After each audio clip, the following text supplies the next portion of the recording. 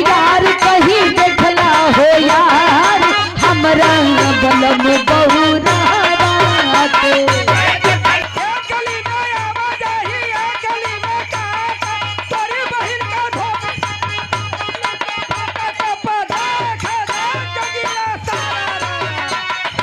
बेचारू देखा हो ना देखत हो कि भोलेनाथ को होली गवाता कि केकर होली गवाता। खाली 50 रुपया मिल गई यार कहीं देखला हो यार हमरा बलम बहुरा के।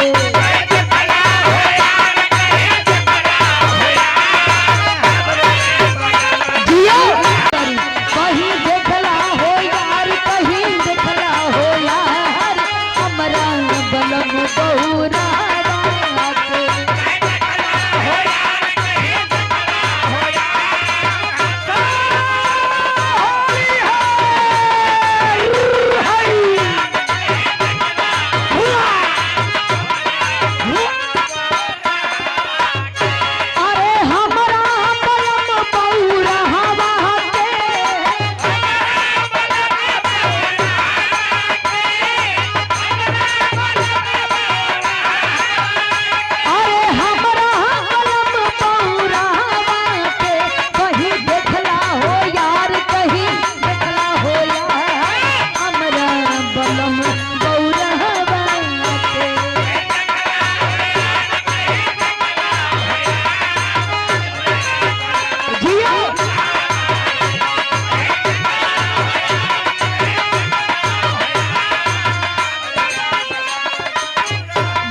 पार्वती जी कहतरी घर से निकल गईले नंगे धड़ंगे।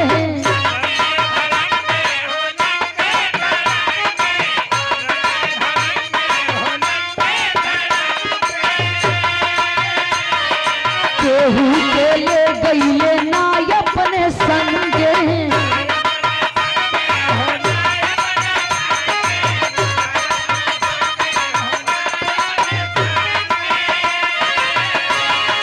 घर से निकल गईले नंगे धड़ंगे केहू के ले गईले ना अपने संगे।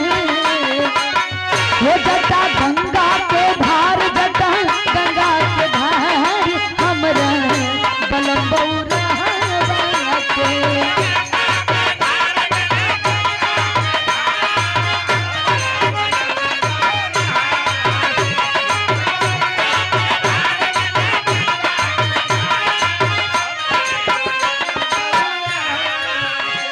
और देखें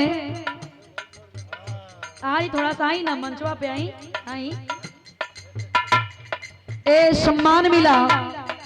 जब कभी कभी इच्छा करेला बिरहा सुने के वैसे आदमी अपना ड्यूटी से काम से खाली नहीं के रहता है लोग। जब इच्छा रही तब बड़ा कहला के बाद कहन कि आज महाशिवरात्रि है और आज हम कार्यक्रम सुने चलो। हम के लिए हमारी इच्छा कि आप चली और प्रमोद बनारसी जी सम्मान कर रहे हैं हमारे हस्बैंड जी का।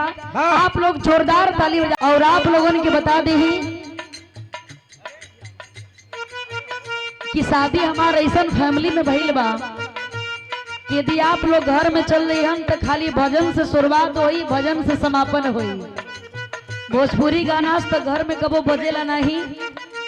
माता पिता सबसे लेकर के जैसन हम चाहत रही कि हमार परिवार जैसन शुद्ध शाकाहारी हम बानी वैसने हमार फैमिली मिले। भगवान भोलेनाथ जी का बहुत बड़ी दया बहुत बड़ा कृपा हो। मालिक करे कि सबके ऐसा हस्बैंड मिले सबके ऐसा परिवार मिले कि घर में गईला के बाद कबो महसूस ना भइल कि सास ससुर लोग कैसन होलन। इतना ज्यादा प्यार मिलेला हमरा के हमरा परिवार में बड़ा भाग्यशाली हम बानी। तो हमारे पतिदेव हमारे हस्बैंड जी के द्वारा ये सम्मान किया गया। देखिए हमरा के कार्यक्रम गावे के हम तो व्रत दोनों कहीं ना पहले लेकिन हमारे हस्बैंड जी महादेव का व्रत जरूर करते हैं और भोलेनाथ के बहुत बड़े हमारा पूरा परिवार दीवाना है। ये आशीर्वाद बहुत बड़ा आशीर्वाद हमको मिला है पुष्पहार दे करके। ये पैसा नहीं हमारा बदे आशीर्वाद बा तो बहुत बहुत मैं प्रणाम करती हूँ। और प्रमोद बनारसी जी का भी मैं बहुत बहुत सम्मान करती हूँ कि आपने कलाकार के सम्मान को आप समझने का काम करते हैं और सम्मान करते हैं। आपका भी बहुत बहुत धन्यवाद।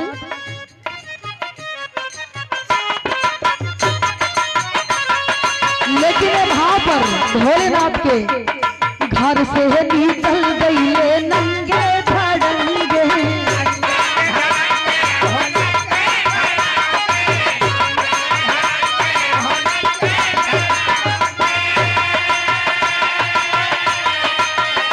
अरे केहू के ले गईले ना अपने संगे।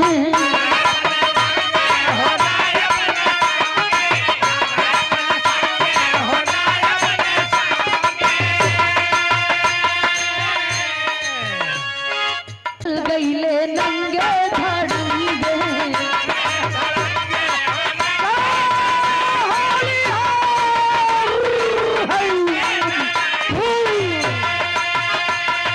केहू के ले गईले ना अपने संगे।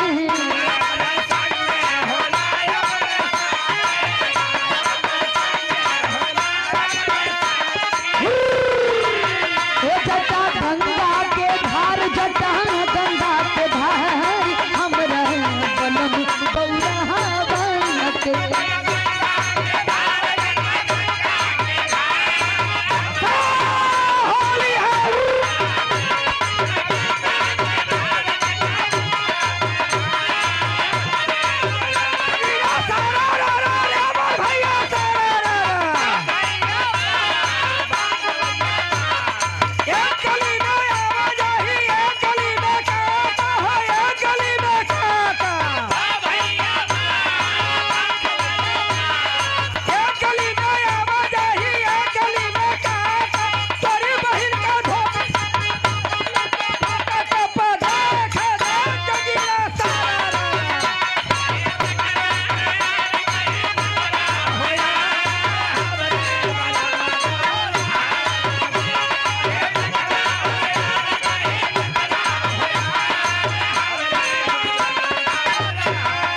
बेचारू देखा हो ना देखा तो उनकी भोलेनाथ को होली गवाता कि केकर होली गवाता।